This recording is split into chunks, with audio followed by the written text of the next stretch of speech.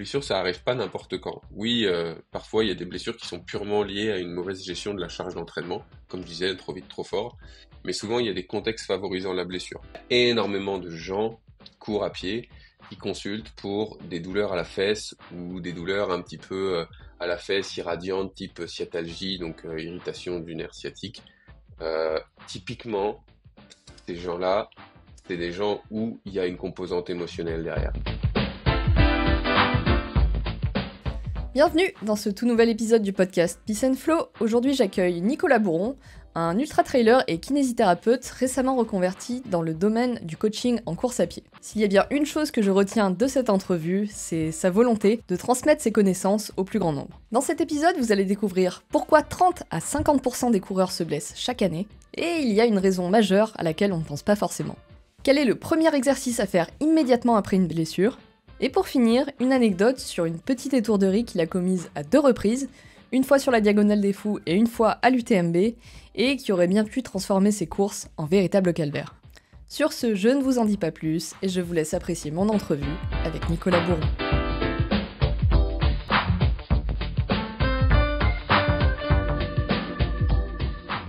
Bonjour Nicolas, merci beaucoup d'avoir accepté mon invitation. Salut Elodie, c'est avec plaisir qu'on va passer ce moment-là tous les deux. Est-ce que je peux te laisser te présenter pour commencer, s'il te plaît ? Ouais. Donc moi je m'appelle Nicolas Bourron, j'ai 33 ans et je vis actuellement sur l'île de la Réunion. Je suis kinésithérapeute de formation, j'ai été diplômé il y a une dizaine d'années. J'ai exercé en cabinet libéral pendant ce temps-là. Je me suis spécialisé dans le sport, principalement dans la prévention, la gestion des blessures chez le coureur à pied. Parallèlement, je me suis formé en préparation physique, ce qui m'a amené en fait à coacher ou à créer des plans très rapidement dans mon activité. Et puis, depuis, on va dire 2020, j'ai commencé à diversifier mon activité. Le Covid m'a bien aidé parce que ça m'a permis d'avoir un temps pour... En fait, je cherchais un moyen de partager au plus grand nombre les conseils que je pouvais donner en cabinet parce que j'avais cette sensation de répéter souvent les mêmes conseils, même si chaque cas est particulier, la base était souvent commune. Et donc, du coup, j'ai voulu créer un site web. J'ai créé un site web, puis parti de là, j'ai créé une chaîne YouTube, j'ai créé un compte Instagram, j'ai commencé à créer du contenu comme ça sur Internet. Et puis, j'ai commencé à faire de plus en plus de coaching. Et progressivement, on va dire de 2019-20 jusqu'à aujourd'hui 2023, mon activité a complètement été bouleversée. J'ai accordé de plus en plus de place au coaching en course à pied. Je suis spécialisé plutôt en trail running, mais j'ai aussi des coureurs sur route. Et ce qui m'a amené en fait à quitter mon exercice de kiné en cabinet l'année dernière, puisque j'ai stoppé mon activité fin septembre 2022 pour me consacrer pleinement à la course à pied, en tout cas à tout le domaine de la course à pied. Aujourd'hui, j'ai 3 grands pôles d'activité, on va dire, 3 grands piliers. Le coaching à proprement parler. J'ai une équipe de coureurs d'une vingtaine d'athlètes que je suis vraiment de près à titre individuel. J'ai aussi pas mal de coureurs que j'accompagne plus ponctuellement avec des plans ou avec d'autres formules de coaching. Ça, c'est mon premier pilier. Le second, c'est je suis en charge du développement d'une entreprise qui s'appelle le coaching du coureur. Donc le coaching du coureur, c'est une entreprise qui propose des services d'entraînement pour les coureurs à pied, qui est une filiale issue de la clinique du coureur. Je ne sais pas si ça te parle. Si. La clinique du coureur, pour ceux qui t'écoutent, qui savent pas ce que c'est une entreprise qui propose de la formation pour les professionnels de santé et du sport autour justement des bonnes pratiques de prévention, gestion des blessures en course à pied. Donc moi, je suis en charge de développer cette entreprise du coaching du coureur. Et puis le dernier pilier de mon activité, c'est la création de contenu. J'ai toujours eu ce côté un petit peu pédagogue et j'aime bien partager les connaissances et les expériences puisque tout ce qui n'est pas partagé est perdu. Donc voilà, je crée du contenu et ça prend pas mal de temps, donc c'est un gros pilier de mon activité. Ok. Avant de parler un peu plus en détail de ton activité, j'aimerais savoir, toi, en tant que pratiquant, quelle est un petit peu ton histoire avec le sport et comment t'en es venu à la course à pied et au trail? Ok, j'ai toujours pratiqué du sport hein, depuis le plus jeune âge. Mon papa était quand même très sportif, donc j'ai tout de suite été baigné là-dedans. J'ai toujours pratiqué, j'ai toujours regardé le sport aussi à la télé. Je suis un fan inconditionnel de sport à la télé. Je ne regarde absolument pas la télé, sauf quand c'est du sport. Euh, j'ai commencé le rugby à 6 ans, ou à 5 ans, je sais plus, entre 5 et 6 ans. Et puis j'en ai fait pendant plus de 20 ans. Donc j'ai donc un gros passif de sport collectif, même si j'ai fait du tennis aussi pendant un petit bout de temps. Et en fait, avec les études, ça m'a éloigné un petit peu du rugby, ça m'a éloigné un petit peu du groupe, des copains. J'ai voulu reprendre après le diplôme et ça a été assez compliqué. En fait, j'ai loupé la transition quand tu passes on va dire, junior à senior en rugby. Et puis, je trouvais plus le plaisir, les entraînements trop structurés le lundi soir, le mercredi, le vendredi, le match le week-end, ça m'allait plus. Donc les terrains de rugby à ce moment-là et ayant toujours aimé la montagne et l'outdoor, j'ai commencé à courir, à découvrir le trail en fait à ce moment-là et je me suis mis à la course à proprement parler. C'était en 2015 à peu près. J'ai fait mon premier dossard, c'était un 50 km à l'Eco-Trail de Paris. Faut pas faire ça si on veut être progressif, mais moi j'ai fait ça. Voilà, à partir de 2015, j'ai commencé à enchaîner petit à petit de plus en plus de dossards et c'est devenu une pratique vraiment plus sérieuse et plus soutenue les 3-4 dernières années, on va dire. Ok. Et aujourd'hui, qu'est-ce que tu préfères dans cette activité-là? Quelles sont les distances, les disciplines que tu préfères? D'un point de vue sportif, moi j'ai toujours été attiré par les longs formats. Je suis pas forcément quelqu'un de très explosif. Par contre, tout ce qui est long, tout ce qui est qui va en fait engendrer une espèce de composante mentale sur le fait de se dire que bah, en fait même si c'est dur, même si c'est long, même si on en a marre, en fait il y a tellement de choses à regarder. Alors pour ça, faut absolument que ce soit dans un terrain propice d'un point de vue visuel. Donc c'est pour ça que j'ai toujours fait des courses en montagne. J'adore la montagne, donc j'ai fait quasiment exclusivement des courses en montagne. Je vivais en Seine-et-Marne, qui est un pays tout plat jusque-là. J'ai jamais fait une course, j'ai jamais mis un dossard en Seine-et-Marne en fait. J'ai fait l'Eco-Trail de Paris comme je te disais, bah, je l'ai fait une fois et puis j'ai plus jamais mis un dossard en Île-de-France parce que moi pour que j'aille courir et pour que je prenne du plaisir sur des longs formats, il faut que j'ai quelque chose à voir. Je pense que c'est un point commun à beaucoup de trailers et d'ultra-trailers, c'est ce goût pour l'aventure, ce goût pour les grands espaces, ce goût pour l'outdoor. Donc vraiment c'est ça qui me drive et ouais, j'ai fait beaucoup de longs formats, beaucoup de formats entre 100 et 160 kilomètres. Mais aujourd'hui, c'est vrai que ayant progressé en fait en tant que coureur à proprement parler, je me régale aussi à faire des formats plus courts qui sont à la journée ou à la demi-journée. Et ça, j'avoue que bah, j'en fais de plus en plus.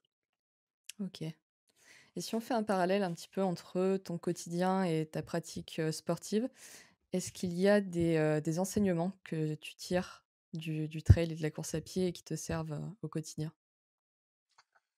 Tu veux dire un parallèle à faire entre mon Par activité exemple, sportive et mon activité professionnelle? ouais, non, ton activité professionnelle, personnelle, enfin toi en tant que personne, est-ce que tu tires des enseignements de ta pratique et que tu peux implémenter dans ta vie de tous les jours? Forcément, je pense que chez tout le monde, on va retirer des choses dans un sens et dans l'autre aussi. Des enseignements de ma pratique sportive vont me servir dans mon quotidien personnel et des enseignements de ma vie personnelle vont aussi m'aider dans ma pratique sportive. Si je me concentre sur la partie sportive, je dirais ce côté un petit peu résilient quand ça va pas bien, quand sur du très long, ça commence à devenir dur, que parfois, souvent, on se demande ce qu'on fout là, on a plus envie, on voit plus l'intérêt, d'être capable de se reconcentrer sur l'origine de pourquoi j'ai fait cette course, pourquoi je me suis inscrit, c'est quoi le travail que j'ai mis en place pour y arriver et arriver à repartir en fait, parce que des fois, on peut switcher vraiment en une fraction de seconde. Ça m'est arrivé plusieurs fois d'avoir des moments de flow incroyables où tout allait bien alors qu'un quart d'heure avant j'étais au fond du seau. Donc ouais, c'est des choses qui permettent dans la vie de relativiser, de prendre un peu de recul, de se dire, ok, là ça va mal, mais c'est comme en montagne, il y a des ups, il y a des downs, ça va remonter, ça va repartir. Ça, je pense que c'est le plus gros transfert qu'on puisse faire, que ce soit dans un sens ou dans l'autre. Ok. Tout à l'heure, tu nous as parlé de blessures. Donc en course à pied, on a une stat qui fait un peu peur et qui nous Mm. dit, donc ça peut varier en fonction des sources, mais qu'en gros, entre 30 et 50% des coureurs se blessent chaque année. Donc toi qui connais bien le sujet, comment est-ce que tu expliques cela? C'est vrai que bah, le sujet est assez facilement mis sur le tapis quand on est kiné, parce qu'on est au contact direct de ces sportifs blessés. C'est vrai que moi aussi j'ai cette statistique on dit, ouais, classiquement un coureur sur deux se blesse chaque année. Euh, je pense que c'est peut-être un manque de connaissances d'une part, et puis un excès de motivation de l'autre part. Donc on peut pas blâmer l'excès de motivation. Quelqu'un qui a envie de se mettre à la course à pied, c'est top, c'est génial, c'est de l'activité physique, ça lutte contre la sédentarité, c'est un bon moyen de s'exprimer en nature. Donc on peut pas blâmer ça. Maintenant, il faut respecter des règles de physiologie et d'adaptation, et on a tous tendance à vouloir en faire trop, trop vite, trop fort parce qu'on est très motivé et qu'on veut se préparer pour la course de la meilleure des façons, ou qu'on veut juste progresser rapidement. Je pense qu'un autre paramètre qui peut rentrer en compte, je m'étais pas vraiment fait la réflexion jusqu'ici, mais là ça me vient comme ça, c'est que la course à pied, c'est quand même une pratique que les gens vont découvrir pour beaucoup sur le tard. Quand je dis sur le tard, c'est, on va dire, passer la majorité, passer 20 ans, passer 25 ans, voire passer 30 ou plus pour certains. Et t'as pas les mêmes capacités d'adaptation quand t'as passé ces 20, 25 ans que quand t'as 5, 10, 15 ans et que tu découvres un sport. Tu vois, par exemple, je me suis mis au rugby à 5 ans. Je pense que si j'avais fait du rugby à outrance, bon, j'aurais pu avoir des petits bobos, des petits trucs comme ça, mais ton corps, il se remet vite, il s'adapte hyper vite. Si j'avais décidé de me mettre au rugby à 30 piges, est-ce qu'il y a des chances pour que je me blesse si j'avais suivi le rythme du club d'emblée? Bah oui, je pense qu'il y a des chances. Donc je crois aussi que par rapport à la course à pied, vu que beaucoup de gens s'y mettent à l'âge adulte, bah, à l'âge adulte, tu as des contraintes professionnelles, tu as des contraintes personnelles, familiales, ton corps il s'adapte plus aussi vite que quand tu avais 10 ou 15 ans, et je pense que ça fait peut-être partie des raisons qui font que le trop vite trop fort il est exacerbé chez cette population. Ok. Donc selon toi, la notion de progressivité, elle est vraiment centrale pour prévenir les Ah bah blessures. clairement. Clairement, Ok. clairement, c'est tout part de là, tout part de la gestion de la charge d'entraînement, que ce soit quelqu'un qui a un syndrome de l'essuie-glace, une tendinite d'Achille, une fasciite plantaire, toutes les pathologies en fait qu'on retrouve très classiquement dans la course à pied, ça reste des problèmes de gestion de charge d'entraînement. C'est parce qu'à un moment, j'ai augmenté mon volume, j'ai augmenté ma vitesse, j'ai changé de surface, j'ai fait un changement drastique de chaussures, j'ai augmenté mon dénivelé, enfin, et voir plusieurs facteurs en même temps. Et ça c'est clair que c'est à l'origine de toutes les blessures. Je crois qu'il faut aussi prendre le temps de considérer le contexte. C'est quelque chose dont je parle souvent dans mes contenus, sur YouTube notamment. C'est que une blessure, ça arrive pas n'importe quand. Oui, parfois il y a des blessures qui sont purement liées à une mauvaise gestion de la charge d'entraînement, comme je disais, trop vite, trop fort. Mais souvent, il y a des contextes favorisant la blessure, comme il y a des contextes favorisant la guérison. Il suffit que, à un moment donné, dans ta vie professionnelle ou personnelle, tu quelque chose qui te coûte de l'énergie, tu as un nouveau projet à mener, ou ça se passe pas bien à la maison, ou ça se passe pas bien au boulot. Alors là, je prends souvent des exemples négatifs, mais ça peut aussi être des choses très positives. J'attends un enfant, je vais me marier, j'ai quand même toute une pression pour organiser tout ça. C'est des choses qui me coûtent de l'énergie. Et cette énergie que ça me prend, bah, je peux pas la mettre autre part. Et si parallèlement, bah, je commence à augmenter un peu mon volume à ce moment-là, en course à pied, par exemple, bah là, j'essaye d'augmenter les curseurs sur tous les fronts en même temps. Et ça, bah, ça va être propice à la blessure. Très souvent, on a un problème à la maison ou au boulot, on se dit: «Ah, il faut que je me défoule, il faut que je me vide la tête, je vais aller en mettre un peu plus dans mon sport, puis je vais me mettre à courir plus, plus vite, plus fort, plus longtemps». Bah là, c'est le bon combo pour se blesser. Il y a pas trop de secret. Donc, Ok. faut regarder sa charge d'entraînement pure en course à pied. Par contre, si on voit pas forcément qu'il y a de changement là-dedans, il faut vraiment regarder ce qui se passe dans ta vie à ce moment-là, parce que tu verras qu'il y a souvent un contexte très favorisant. Ok. Sur les dernières années, on voit que beaucoup de choses ont été remises en question dans tout ce qui a trait à la prévention et au traitement des blessures. Donc, je pense notamment aux travaux de la clinique du coureur. Toi, qu'est-ce que tu recommandes en cas de blessure? Une fois que le mal est fait, qu'est-ce que tu recommandes? Alors, je ne sais pas si c'est des choses qui ressortent dans les études, mais en tout cas, moi, c'est ce que je pense. Le premier exercice à faire, c'est un exercice d'introspection. Faut comprendre pourquoi tu t'es blessé. Si t'as pas compris pourquoi tu t'es blessé, si tu sais pas quelle est l'origine de ton problème, bah, il y a de fortes chances que tu saches pas le traiter. Parce que si t'as pas identifié la cause, bah, demain, ça se trouve, tu vas refaire la même erreur et puis tu vas entretenir, ou alors le problème, il est toujours là, tu le vois pas, et tu l'entretiens, donc tu peux pas guérir. Donc pour moi, le premier exercice à faire, c'est un travail d'introspection.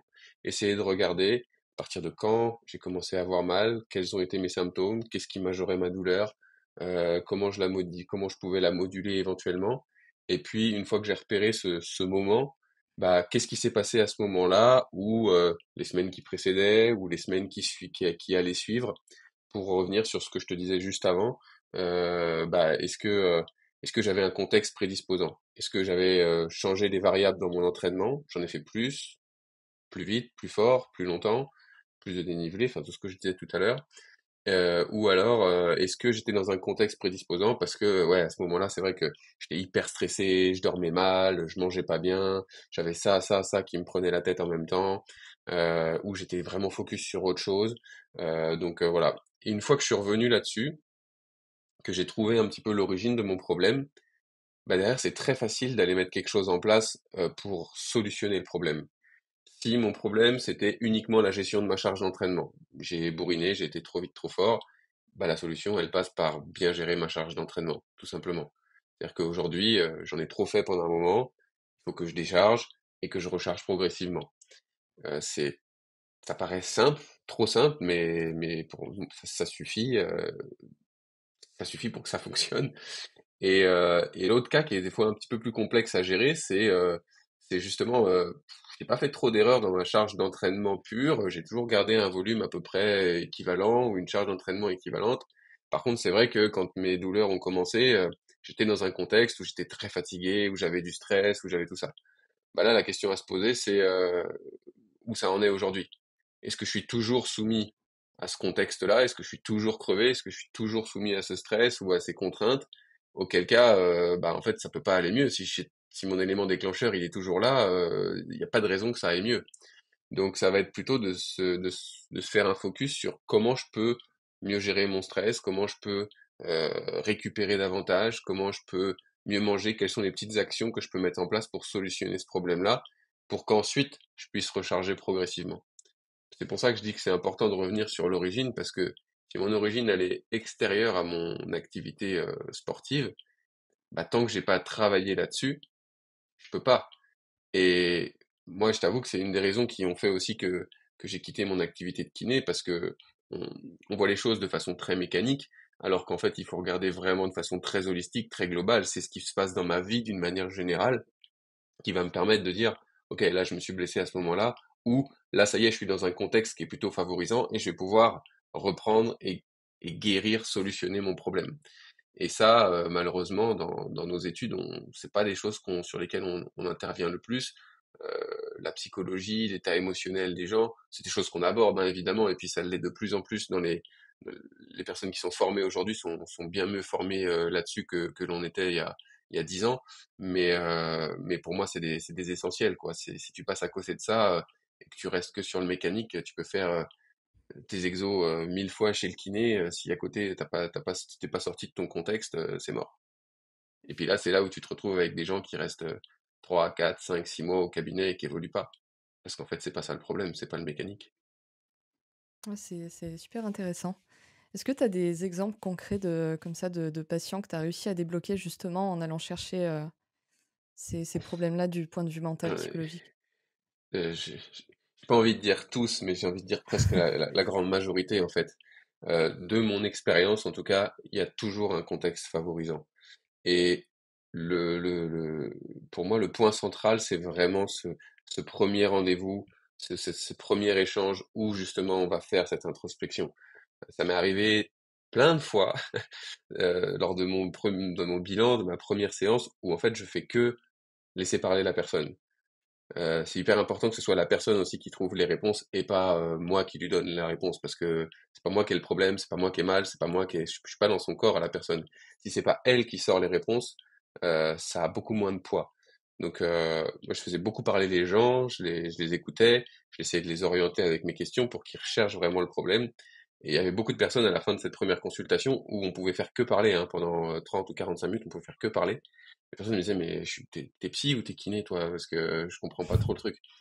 Et en fait, derrière, il se passait une, deux séances, et puis les personnes me disaient, mais oui, mais en fait, j'ai compris. C'est pour ça que ça allait pas, c'est pour ça que j'étais blessé. Et derrière, ça veut pas dire que t'es guéri, parce que le problème, il est toujours là.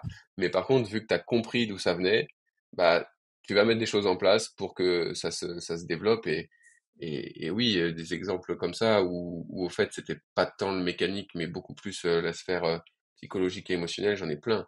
Plein, plein, plein. Mais enfin, je peux pas te donner d'exemples précis, mais je me rappelle de personnes où c'était à l'approche de l'arrivée d'un bébé, ça c'est très fréquent, des périodes de transition professionnelle, des périodes de rupture amoureuse, ça c'est hyper fréquent aussi. T'as une rupture qui se passe pas bien, t'as un truc qui te prend la tête. Clairement, derrière, tu dépenses toute ton énergie dans le sport, tu te blesses. Enfin, ça arrive tous les jours. Il y en a plein, hein, dans tous les cabinets, ça. Donc, faut juste poser la question et laisser la personne y répondre. Mais Est-ce par que tu as contre, déjà... vas-y, vas-y. Oui, dis-moi. Non, je disais, ce que ça m'a appris aussi l'expérience, c'est que en fait ça, c'est un truc qu'on peut faire à distance, parce que c'est de l'introspection. Et aujourd'hui, moi, je continue quelques consultations ponctuelles avec des gens qui me sollicitent à distance. Et en fait, ce travail-là d'introspection, tu peux le faire parce que il n'y a pas besoin de te manipuler, il n'y a pas besoin de te bilanter. C'est à toi en fait de faire le travail. Et moi, c'est ce que j'aimais dans la kinésithérapie, c'était rendre autonome la personne pour qu'elle soit, elle, active et que ce soit elle la maître de son traitement.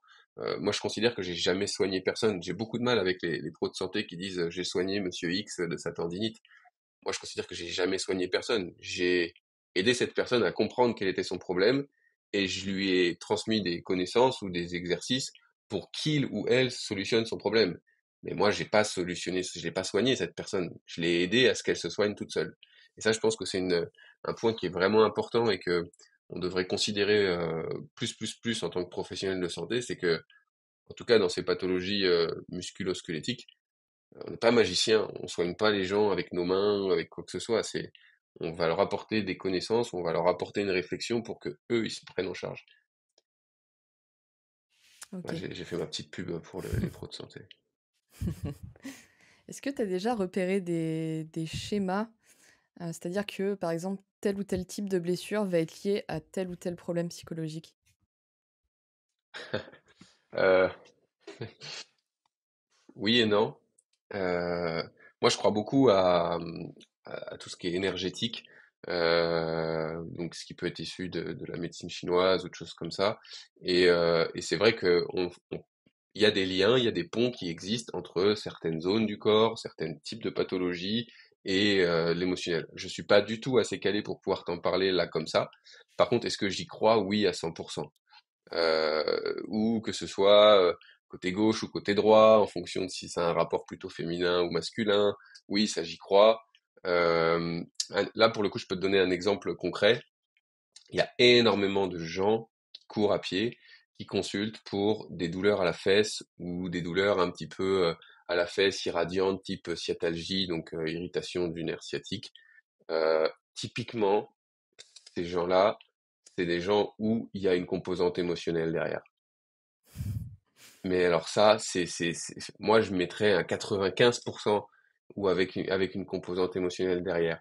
Parce que la, toutes tes douleurs type sciatalgie, donc ça te fait mal quand tu tends la jambe en avant, quand tu allonges le pas. Donc si tu prends d'un point de vue, on va dire énergétique, ce que ça représente, c'est quelque chose qui t'empêche d'avancer. Tu vois, c'est quand je tends la jambe, je peux pas faire un pas en avant. Ça m'empêche d'avancer. J'ai quelque chose qui me freine, j'ai quelque chose qui m'empêche d'aller de l'avant. Bah, une fois que tu piges ça, tu dis, OK, qu'est-ce qui dans ma vie m'empêche d'aller de l'avant en ce moment? Ah, c'est vrai que là, j'ai une rupture amoureuse, j'arrive pas à m'en remettre, je peux pas aller de l'avant. Boum. Là, tu peux être sûr que il peut y avoir un lien avec ça. Et ça, je l'ai rencontré, mais des dizaines de fois. des dizaines de fois. Ça veut pas dire que il y a pas, parce que là, tu vas chez, enfin, très classiquement, le coureur qui a cette douleur-là, il va consulter, on va lui dire, monsieur, vous avez un syndrome du piriforme, vous avez une tendinite du moyen fessier, ou enfin, tous ces trucs-là. Alors oui, c'est vrai que quand tu testes, c'est des muscles qui peuvent être tendus, il y a de la tension, il y a de la contraction, il y a un manque de relâchement, il y a un manque de contrôle moteur, il y a tout ce que tu veux. Il y a des signes mécaniques, mais l'origine, elle est pas là. L'origine, elle est parce que bah, t'as des choses qui t'empêchent d'y aller. Et pour moi, le raisonnement que je fais, c'est bah, émotionnellement, je suis bloqué là-dessus. Du coup, mon cerveau, il va modifier l'influx nerveux qu'il envoie à ce muscle-là. Il peut créer, voilà, soit de l'hypertension musculaire, ton muscle il va être tendu, contracté, soit au contraire, il va envoyer des, des bouffées de potentiel d'action qui sont un peu erronées, et donc tu n'arrives plus trop à contrôler la zone, et donc ça te dérange, ça te gêne, tu n'es plus capable de faire le mouvement correctement. Donc il y a des signes mécaniques, mais l'origine, pour moi, elle est souvent émotionnelle. Ok. T'as rigolé parce que ça te gêne à titre personnel, ce truc-là, t'as déjà connu? Cette année, ouais, maintenant ça va mieux, mais oui, début d'année, effectivement. Là, tu feras Et un du lien, tu reviendras sur l'origine du problème et tu verras que ça s'est passé comme là-haut. c'est ça, oui. Et du coup, pour ceux qui veulent, creuser plus loin de ce côté-là, c'est quel spécialiste qu'il faudrait aller voir selon toi? Ah, pour moi, aujourd'hui, c'est compliqué justement de trouver un spécialiste. Je pense que pour moi, aujourd'hui, je pourrais pas dire faut aller voir tel spécialiste parce que c'est lui qui va être, qui va te guider. Mais ce que je pourrais dire, c'est pour moi la kiné ou le kiné, on va dire le kiné au sens large, hein, que ce soit homme ou femme, hein, mais pour moi, c'est le kiné qui devrait être formé là-dessus pour aiguiller, parce que pour moi, ça reste la meilleure personne pour t'aiguiller, parce que au-delà de, en fait, il devrait y avoir cette prise de conscience au niveau des kinés, d'être un petit peu moins cartésien, d'un peu moins mécanique sur la chose et de d'ouvrir un petit peu son esprit sur toute la psychologie et le côté émotionnel pour derrière mettre le patient face à ce problème-là, l'aider à trouver des solutions, peut-être en passant par une réorientation temporaire, soit vers un psychologue, soit vers de la sophrologie, soit de la médecine énergétique, peu importe en fait, parce qu'il faut trouver en fait, ce qu'il va falloir trouver, c'est la personne, la technique qui te correspond à toi. Il y en a, ça va être voilà, de faire de la sophro, il y en a, ça va être de la méditation, il y en a, ça va être d'aller chez le psy, il y en a, ça va être de faire, enfin, tu vois, moi j'ai testé pas mal de choses. J'ai testé des médecines énergétiques, j'ai testé de l'hypnose, j'ai testé pas mal de trucs. Moi, je sais que l'hypnose chez moi, ça marche super bien. C'est un truc qui me permet vraiment de déconnecter. Et voilà, mais ce qui marche chez moi ne marchera peut-être pas chez tout le monde. Mais en tout cas, je pense que le kiné, il devrait être en capacité de réorienter quand il voit qu'il y a un problème comme ça qui est plus d'ordre psycho-émotionnel, temporairement, pour derrière aussi bah, apporter des soins peut-être temporaires pour soulager la personne, puisqu'il y a toujours ce blocage émotionnel. En ce moment, on ne pourra pas faire une remise en charge, ton corps il va bloquer. Donc si on peut au moins te soulager pour que tu sois pas trop gêné, bah, on va essayer de te soulager comme on peut, même si on sait que c'est pas une solution durable.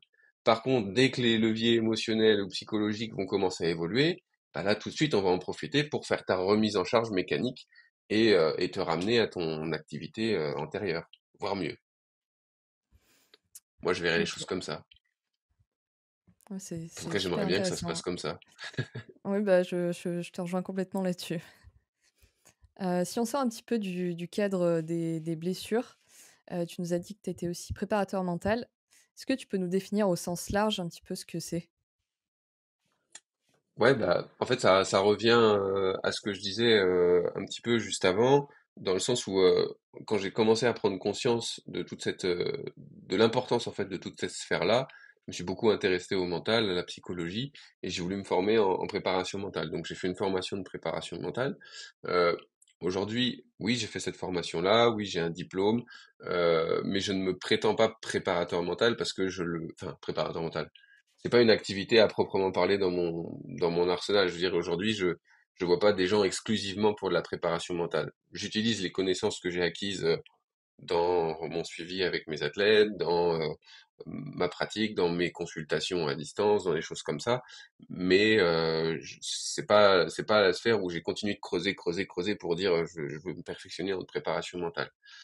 Maintenant, la préparation mentale, c'est plein de choses en fait. Ça recoupe plein de domaines, de la psychologie, de la relaxation, de comment dire, du développement personnel.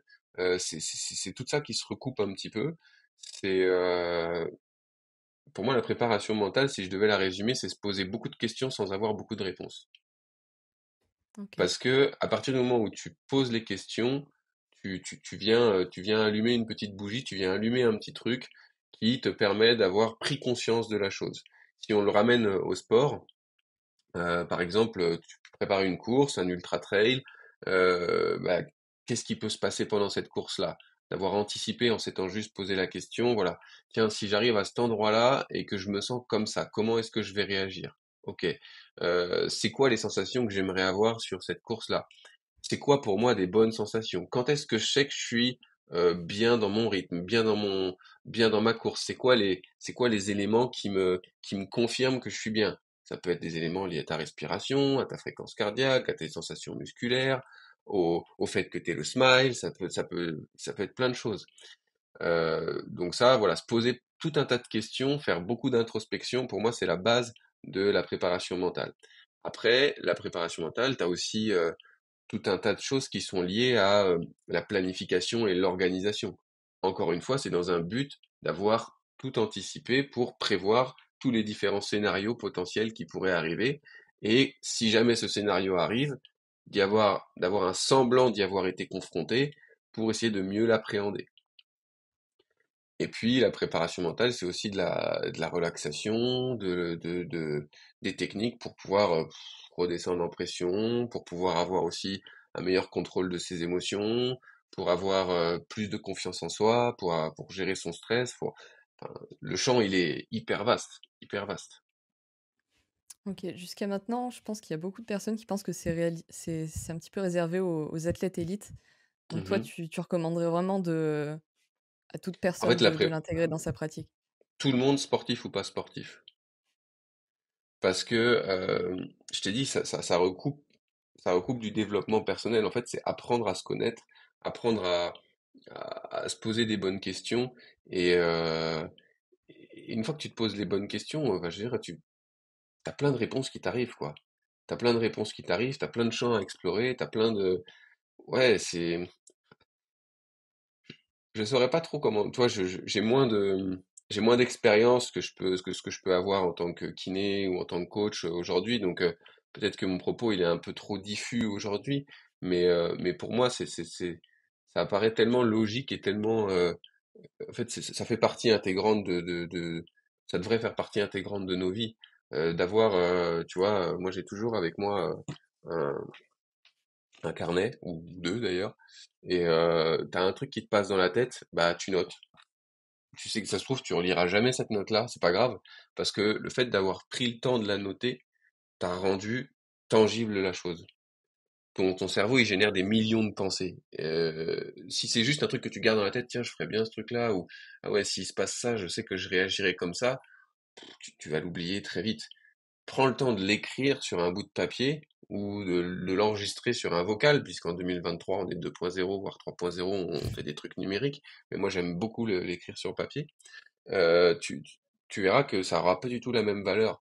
Ça va être beaucoup plus important, beaucoup plus puissant, parce que juste à un moment donné, tu l'as rendu concret. Ça, c'est un truc que je recommande aussi à tout le monde. C'est, t'as une décision, t'es indécis sur un truc, tu sais pas où aller.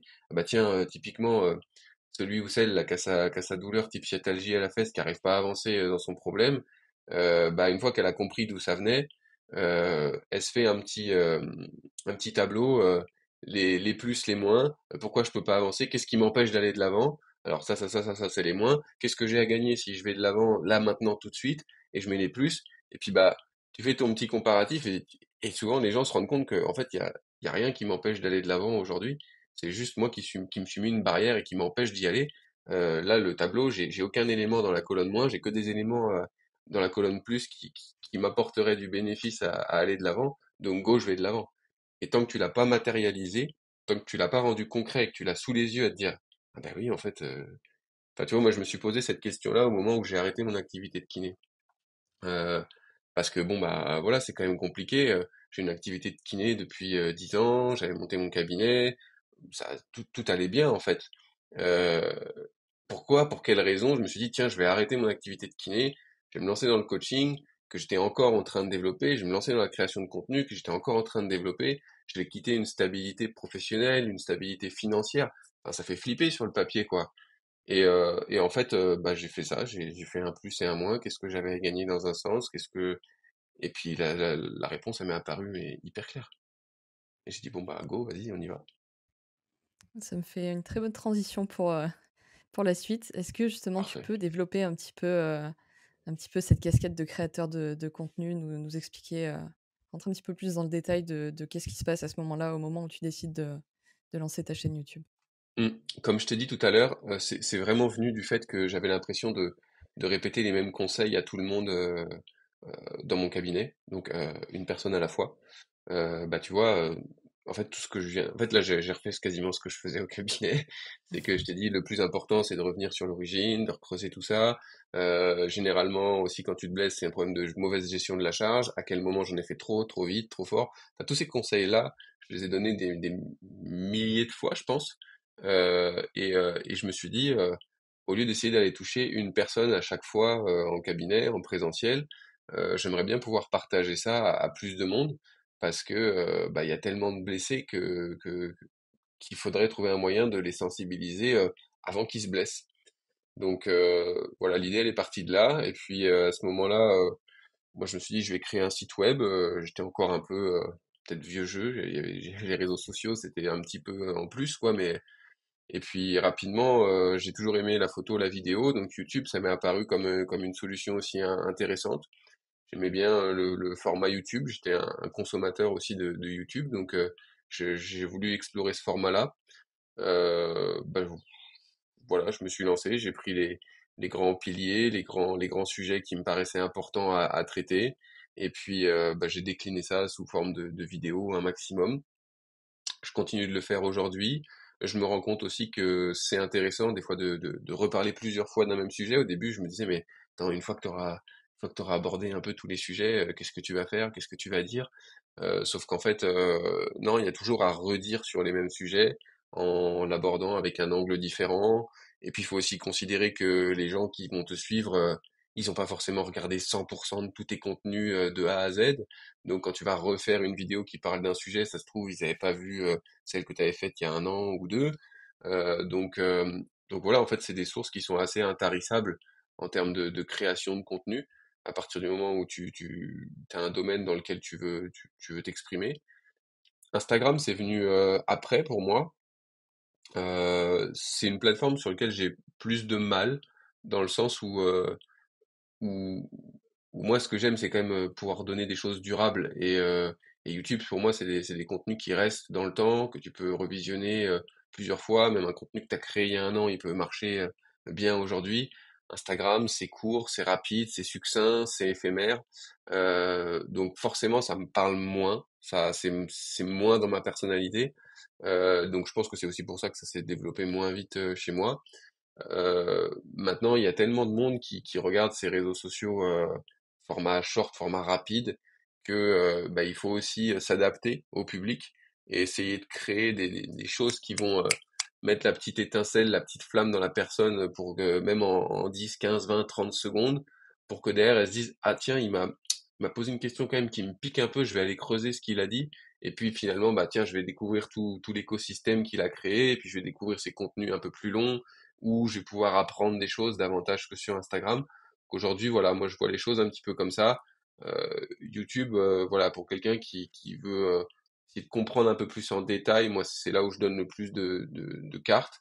Et puis Instagram, c'est sensibiliser avec des choses qui sont un peu plus alertantes, un peu plus percutantes, pour essayer de faire jaillir une petite étincelle dans la personne et que derrière elle se dise, ah tiens, il y a peut-être des choses à creuser si je vais regarder ce qu'il dit ou ce qu'il pense ce gars-là. Intéressant. Est-ce que tu peux nous parler un peu plus en détail de ton process de création justement au niveau, des vidéos YouTube?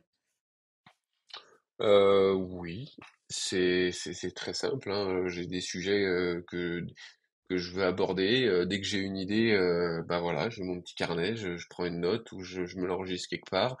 Et puis après, derrière, bah c'est tiens, je veux parler de tel sujet, je vais écrire un script. Donc j'écris un script sur un document Word classique. Derrière, une fois que tu as écrit ton script, faut tourner la vidéo. Donc là, c'est pareil, ça a beaucoup évolué parce que aujourd'hui, si tu veux faire une vidéo qui fonctionne bien, faut quand même un setup de qualité. Donc sur YouTube, ça c'est pareil, hein, c'est une grosse différence. Instagram, tu as un smartphone de bonne qualité, tu peux tout faire. YouTube, c'est quand même un investissement parce que bah faut du son, faut de la lumière, faut de l'image. Ça, c'est quand même de gros investissements en termes de budget à allouer hein, entre l'appareil photo, voilà, les lumières, le son. Donc, faut tourner ta vidéo. Après, faut la monter. Donc là, c'est pareil, c'est très long à monter une vidéo si tu veux la rendre dynamique, sympa à regarder. Depuis très peu, j'ai commencé à déléguer un petit peu le montage de mes vidéos par manque de temps. Et mais voilà, c'est pareil, faut considérer que c'est quelque chose qui coûte cher, et que ta vidéo, en fait, elle te rapporte rien, hein. Faut pas croire que qu'on gagne de l'argent avec les vues YouTube, hein, c'est minuscule, surtout quand on crée des contenus éducatifs. Les gens qui, je pense, gagnent de l'argent sur YouTube sont des gens qui font vraiment du divertissement, qui vont avoir des millions de vues sur leurs vidéos, où là, oui, la pub YouTube peut te rapporter quand même un petit peu d'argent, mais sinon, sinon c'est assez ridicule. Moi, j'ai pas je peux en parler, hein, tu vois, aujourd'hui, ma chaîne, elle a plus de 15 000 abonnés, j'ai dépassé les millions de vues, bah, tu gagnes 100 euros par mois. T'en vis pas, hein, parce que quand tu vois le nombre d'heures que ça te prend pour penser à l'idée, l'écrire, la monter, la filmer, la tourner, enfin, c'est rien, quoi. Mais au-delà du côté business, moi, ça rentre dans ma façon de travailler. C'est un moyen que j'ai aujourd'hui de continuer à partager mes connaissances et mon expérience. Ça me plaît, j'ai envie de le faire. Le jour où j'aurais plus envie de le faire, il y a de fortes chances que j'arrête. Et puis, l'autre élément qui me conforte à continuer aussi, c'est que bah, ça me donne de la visibilité et qu'aujourd'hui, bah, c'est ma pub. Ça me permet de contacter des gens qui vont me demander derrière un plan, du coaching, parce que ils ont regardé plusieurs de mes contenus, ils se sont dit, ah, ce gars-là, j'aime bien comment il parle, j'aime bien ce qu'il dit, j'aime bien sa façon de penser, j'aime bien sa philosophie. Bah, si demain je dois faire confiance à un coach, je préfère aller faire confiance à ce gars-là que j'ai commencé à connaître plutôt que de taper juste coach running sur Google et puis de prendre le premier venu, quoi. À quel moment, du coup, tu as commencé à développer un petit peu ces offres de coaching, d'accompagnement, de plan d'entraînement? Donc comme je te disais, à partir de 2015, j'ai commencé à... C'est là où je me suis vraiment un peu plus formé dans la planification de l'entraînement, la préparation physique, tout ce qui était autour de la course à pied. Donc j'ai commencé par bah, déjà par me coacher moi-même. Je fais toujours tous mes plans d'entraînement. Moi, j'aime bien créer mes propres plans. J'ai commencé à le faire aussi pour des patients qui sortaient de rééducation, qui reprenaient. Je continuais de les accompagner plus loin sur leurs objectifs de course, des amis. Et puis après, bah, en commençant à créer du contenu en 2020, bah, tout de suite, en fait, j'ai reçu des demandes. Et fin 2020, ouais, fin 2020, en septembre-octobre 2020, je crois, c'est là où je me suis dit, bah, je vais professionnaliser l'activité et je vais vraiment monter bah, une offre de coaching avec différentes formules, différentes choses, même si ça évolue encore aujourd'hui et je propose des nouvelles choses un petit peu tous les ans. Mais on va dire que voilà, ça fait 3 ans que j'ai professionnalisé l'activité en coaching. Est-ce que c'était un objectif dès le départ pour toi de pouvoir vivre de cette activité-là ou c'est quelque chose qui est venu ensuite? C'est venu très rapidement. C'est venu très rapidement parce que bah voilà 2020 il y a eu la pandémie, il y a eu le Covid et donc je te disais la période de confinement elle m'a permis de me lancer vraiment dans la création de contenu et pendant cette période-là les patients que j'avais au cabinet moi j'avais tourné tous mes exercices en vidéo, j'avais tourné des séances complètes de rééducation en vidéo au cabinet J'aimais déjà bien la vidéo, donc j'avais déjà créé tout ce contenu-là. Et j'ai continué de suivre mes patients à ce moment-là en leur proposant une visio toutes les semaines, tous les 10 jours, tous les 15 jours, dépendant de la personne. Et à côté de ça, je leur donnais leurs séances, je leur donnais leurs exercices. Ils avaient les vidéos, ils avaient tout pour faire à la maison. Donc en fait, ils avaient un coaching personnalisé pendant tout le confinement. Bah écoute, j'ai jamais eu d'aussi bons résultats. Je suis arrivé à la fin du confinement, j'avais plus de patients quasiment. Quand on a repris, j'arrive au cabinet, j'ai pas de rendez-vous en fait. Ils vont tous mieux, alors j'étais content. Et les nouveaux, ils pouvaient pas venir parce que, en gros, tous les nouveaux, c'était tous ceux qui s'étaient blessés en se mettant à la course à pied pendant le confinement, qu'on en fait trop vite, trop fort. Et en fait, ils avaient peur d'aller chez le Toubib pour aller faire une ordonnance parce qu'il y avait le Covid qui traînait, puis ils voulaient pas choper le Covid en allant chercher une ordonnance. Donc j'avais personne. Et ça, en fait, ça m'a fait vraiment un électrochoc où je me suis dit, ok, en fait, la kiné du sport, la kiné là dans ce domaine-là, on est quand même très proche du coaching et ça vaut le coup de creuser ça. Après voilà, ça s'est vraiment orienté sur la course à pied plus que sur tout ce qui est rehab et compagnie. Mais et puis quand j'ai vu que ça marchait, que j'avais de plus en plus de demandes, quand j'ai intégré l'équipe du coaching du coureur, où on m'a demandé de développer le projet, d'être leader dans ce domaine-là, bah ouais, après ça m'est apparu comme une évidence de me dire il faut que ça prenne de plus en plus de part et ça s'est fait tout seul en fait. Ok. Est-ce que tu peux nous parler un peu plus en détail justement du coaching du coureur, un petit peu quel est ton rôle dans cette branche-là? Ouais, alors le coaching du coureur, comme je t'ai dit tout à l'heure, c'est une entreprise qui propose des solutions d'entraînement pour les coureurs à pied. On a différentes formules, une formule qu'on appelle la formule club, qui est une formule qui permet d'avoir un entraînement collectif pour avoir des idées de séances ludiques, variées, un aspect un peu communautaire, puisqu'on a une messagerie de groupe collective où on peut donner des encouragements ou partager des informations. Et puis on a des formules personnalisées. On a deux formules personnalisées en fonction du niveau de communication et de réactivité qu'on cherche. Euh, Moi, le rôle que j'ai là-dedans, c'est voilà, je suis le leader du développement de cette entreprise en France et en Europe francophone, parce que l'entreprise est canadienne hein, d'origine. Après, je travaille évidemment avec toute l'équipe internationale et je participe au développement international de l'entreprise. Mais c'est un rôle qui est vraiment très entrepreneurial, hein, je dirais. Je peux faire un petit peu de tout au sein de l'entreprise, intervenir pour la communication, le marketing, pour le site web, pour les contenus qui sont créés, pour euh, le recrutement des nouveaux coachs, enfin, je fais un petit peu de tout. Parce que c'est un peu comme une start-up, tu vois, on est une équipe, on va dire peut-être entre 5 et 10 personnes pour essayer de leader le projet, pour le faire grossir. Et puis après, on a nos coachs qui sont un petit peu comme labellisés, qui travaillent avec nous, qui portent le drapeau du coaching du coureur, avec qui on défend les mêmes valeurs, les mêmes projets, et puis qui vont pouvoir aussi proposer à tous les athlètes un suivi ou des interventions locales. Mais pour revenir à ta question de base, oui, moi mon rôle il est de gérer un petit peu le bon développement de l'entreprise. Ok. Ouais, Donc super des intéressant. compétences pour lesquelles j'étais aucunement formé initialement.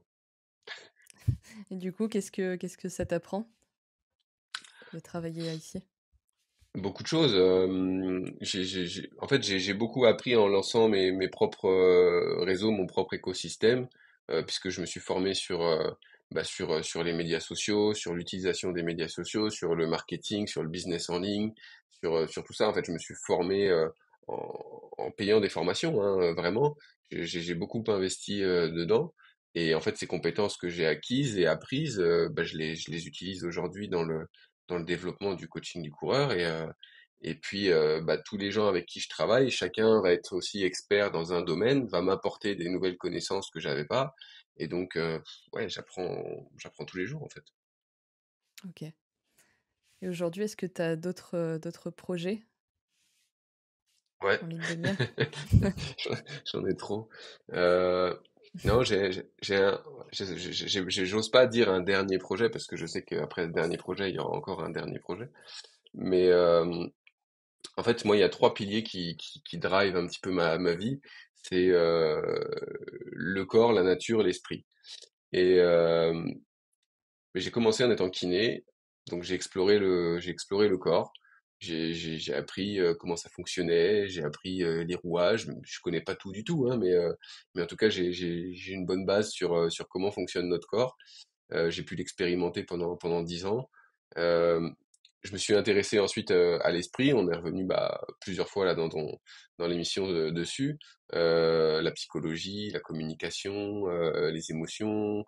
Voilà, c'est un domaine qui me passionne et sur lequel j'ai appris aussi beaucoup de choses. Je pense que c'est peut-être le domaine sur le plan théorique où je suis le moins formé, mais je pense avoir cette sensibilité ou cette écoute qui me permet d'être assez à l'aise avec ça. Et la nature. Et la nature, en fait, aujourd'hui, je l'ai dans mon activité sportive, puisque je cours en nature, je cours en montagne, je passe beaucoup de temps dehors, que ce soit aussi pendant mes vacances personnelles et compagnie. Et j'aimerais bien l'intégrer à mon activité professionnelle parce que là, tout ce que je te décris depuis tout à l'heure, c'est des choses qui se font à distance, c'est des choses qui se font derrière un ordinateur, c'est des choses qui se font derrière un écran de téléphone ou une caméra. Sur le papier, c'est pas le truc qui me vend du rêve à moi, hein. Moi, j'aime être dehors en nature. Et donc pour ça, je suis en train de m'inscrire dans le processus de devenir accompagnateur en moyenne montagne, donc à AMM, ce qui me permettrait voilà de combiner un petit peu tout parce que aujourd'hui j'aime bien partager mes connaissances derrière mon écran. Si demain je peux les partager directement sur le terrain en nature, en vivant une vraie expérience humaine aussi avec les gens, en contact direct, je pense que voilà, j'aurais bouclé la boucle. Ok, c'est intéressant. À La Réunion, du coup, plutôt, ou ce serait en métropole? Le diplôme, je vais essayer de le passer ici. C'est quand même assez long, hein, ça va pas se faire demain, hein, on parle d'un horizon 2025-2026. Mais après, tant que je vis à La Réunion, ce sera ici. Et puis si demain je rentre en métropole, ce sera en métropole. Et puis si c'est à Ok. l'étranger, ce sera à l'étranger. C'est un diplôme tu peux exercer partout en fait. Donc ça te donne justement le droit d'encadrer un groupe contre rémunération en nature. Ce qui est différent de la haute montagne non plus, hein. C'est pas un guide de haute montagne, c'est différent. Mais tu pourras, enfin tu vois, moi je vois, j'ai plein de domaines qui m'intéresseraient, que ce soit évidemment des stages trail, ça c'est évident, mais ça peut être aussi du trekking. J'aime bien, comme je te le disais au début, tout ce qui est long format, donc de l'itinérance à vélo par exemple, c'est des projets que j'aimerais bien développer. Il y a plein de choses qu'on peut faire, hein, donc non, non, il y a plein de projets. Ok. Et du coup, sur du plus court terme, on va dire sur l'année 2024, ce serait quoi tes gros objectifs, que ce soit pro ou perso ou sportif d'ailleurs? Euh, Au niveau professionnel, ce que j'aimerais bien proposer en 2024, je ne sais pas si j'aurai le temps de créer tout ce contenu-là parce que je veux vraiment y mettre beaucoup d'implication. C'est J'aimerais aider ces gens qui veulent faire leur premier ultra trail. Il y a beaucoup de gens qui voient l'ultra comme le Graal. Alors, il faut démystifier le truc, hein. C'est pas parce que tu fais du trail qu'un jour il faut que tu fasses un ultra. Ça se trouve, t'es pas fait pour ça. Ça se trouve, c'est pas ce dont tu as besoin pour vibrer. Ça se trouve, tu seras beaucoup plus heureux et beaucoup plus à l'aise sur des formats plus courts. Donc, faut pas voir l'ultra comme le Graal. Mais par contre, il y a quand même beaucoup de personnes qui veulent le faire quand même. Et il y a beaucoup d'erreurs du coup qui sont faites chez ces personnes qui veulent se mettre à l'ultra. On revient encore une fois au trop vite, trop fort, à une mauvaise écoute, à une mauvaise progressivité. Donc oui, de créer en fait un contenu, j'aimerais bien créer ça sous forme de masterclass pour justement essayer d'accompagner ces gens qui veulent se diriger vers leur premier ultra, pour partager voilà toute mon expérience, tous les conseils, toutes les recommandations qu'on pourrait faire à quelqu'un qui prépare ce premier grand format, accompagné évidemment d'un plan d'entraînement théorique que la personne aura à adapter, parce que on peut pas faire un plan qui ira à tout le monde, mais en tout cas d'avoir une bonne base à adapter derrière. Ça, c'est un projet que j'aimerais bien mener en 2024. Euh, Développer davantage le coaching, c'est compliqué parce qu'aujourd'hui, j'ai un nombre de personnes que je suis que je veux pas dépasser parce que je veux garder la qualité de la relation que j'ai avec eux. Donc je suis pas à la recherche de nouveaux athlètes. Forcément, il y a toujours un petit turnover d'une saison à l'autre. Souvent, c'est sur cette période-là, justement, entre septembre et octobre, il y a un turnover. Mais tu vois, là, enfin, j'ai pas besoin j'ai pas fait de communication du tout dessus et j'ai eu beaucoup de demandes là sur le mois de septembre et d'octobre et là, je peux plus prendre personne parce que j'ai plus de place. Donc ça, c'est pas un point que je vais pouvoir développer davantage. Mais voilà, proposer des produits ou des offres qui vont pas être corrélées directement à mon temps personnel, mais qui vont pouvoir quand même apporter de la valeur, apporter des connaissances. Ouais, ça fait partie des projets à niveau professionnel. Ok.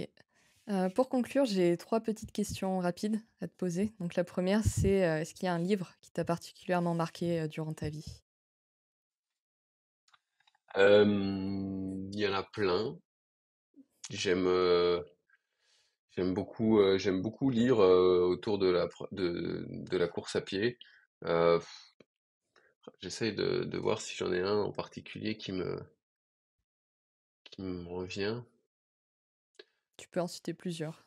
Ouais, bon, Pas un problème. évidemment, Born to Run chez tous les coureurs, c'est quand même un comment dire, un livre phare. C'est au-delà de l'histoire et de la fiction qui est vraiment très sympa à lire. Justement, t'as cette notion de bah, je suis à l'écoute de moi, je suis progressif, je suis adapté à mon milieu et je suis capable du coup de performances qui sont un petit peu hors du commun. Ça, je trouve ça génial.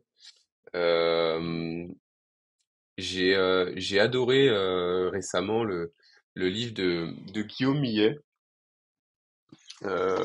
Ultra Trail, celui-là là. Vraiment, Guillaume, c'est quand même des scientifiques les plus reconnu en France dans le domaine et je trouve que son livre, il l'a fait de manière à ce qu'il soit quand même accessible à un plus grand, à beaucoup de monde et je trouve que ce qui est bien, c'est que pour ceux qui ont un peu de connaissances, tu vas vraiment apprendre beaucoup de choses. Pour celui qui a vraiment aucune connaissance, peut-être que ce sera un petit peu trop lourd et un petit peu trop théorique. Mais pour celui qui a déjà une petite base de connaissances, je trouve que il synthétise super bien la chose sans être dans l'excès du côté scientifique et trop poussé des données, des datas. Et j'ai trouvé ça génial. Et sinon, un livre que bah, moi qui me parlait parce que j'ai été formé là-bas, mais que je pense que tout le monde devrait avoir, c'est évidemment le livre de Blaise Dubois et de la clinique du coureur parce que bah t'as énormément de mythes et de fausses croyances en course à pied qui sont mises à mal dans ce livre-là, où tu te rends compte que c'est juste des mythes en fait et que la science a prouvé que c'était pas vrai et que nous on continue de faire comme ça parce que ça fait 50 ans qu'on fait ça et que du coup on se remet pas en cause. Et ça, je pense que tout le monde devrait lire ce livre parce que très très abordable, c'est très accessible, c'est très bien illustré et oui, évidemment, celui-là, faut le citer. Deuxième question, quel est le souvenir que tu aimerais laisser derrière toi? Ah, tu vois, celle-là, je me la suis pas notée dans mon calendrier, dans mon carnet. Faudrait que je prenne le temps d'y répondre sur le papier. Mais on va dire que, ouais, le côté partager ses connaissances et son expérience sans filtre et sans retenue. Tu vois, le côté pédagogue, c'est voilà, une notion que je garderai pour moi.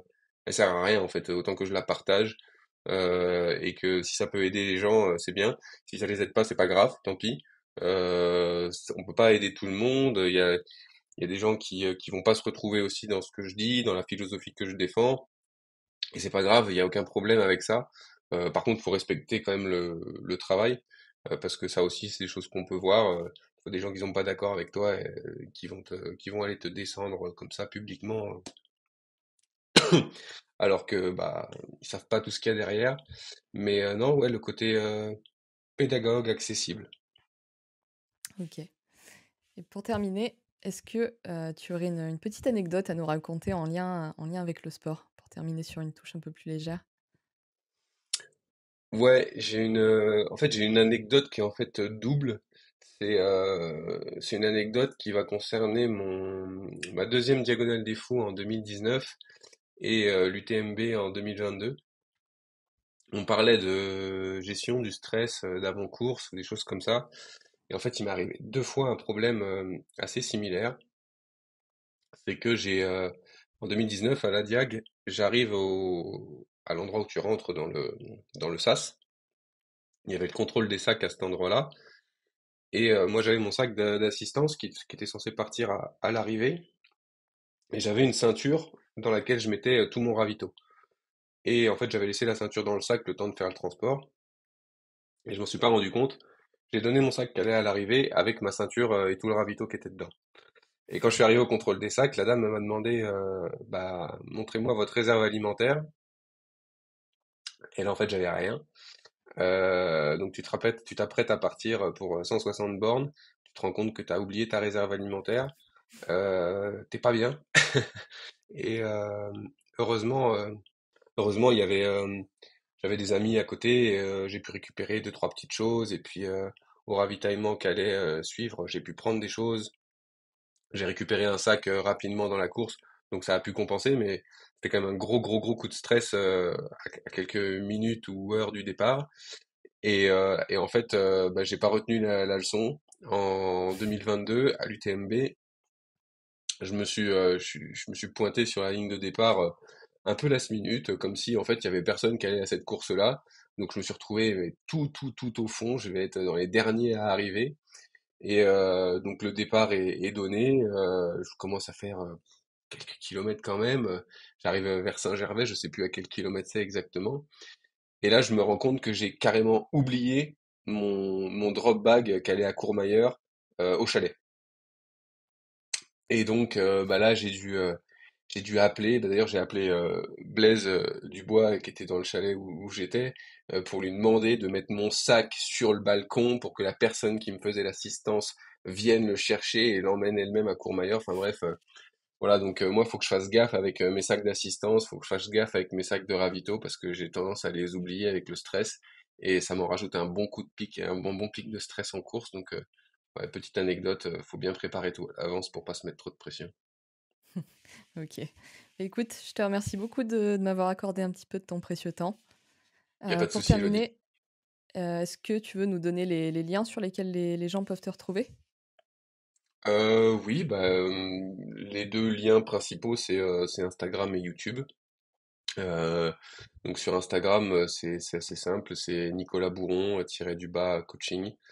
Et puis sur YouTube, ma chaîne s'appelle encore Running Sport Santé, qui était le nom initial que j'avais donné à mon site web.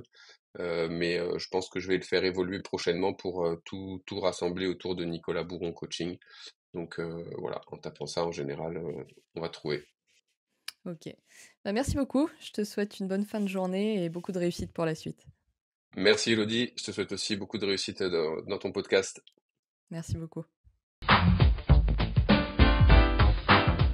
Merci d'être resté jusqu'au bout de cet épisode. Si vous avez passé un bon moment, le meilleur moyen de nous le faire savoir, c'est de prendre 2 minutes pour vous abonner et laisser une revue 5 étoiles sur Apple Podcast et ou votre plateforme d'écoute préférée. Si vous nous regardez sur YouTube, pensez bien à vous abonner à la chaîne et à laisser un commentaire, ça aide au référencement. Je compte sur vous, c'est important, surtout au démarrage, donc merci beaucoup à tous ceux qui le feront. Sur ce, je vous donne rendez-vous la semaine prochaine pour un tout nouvel épisode du podcast Peace and Flow.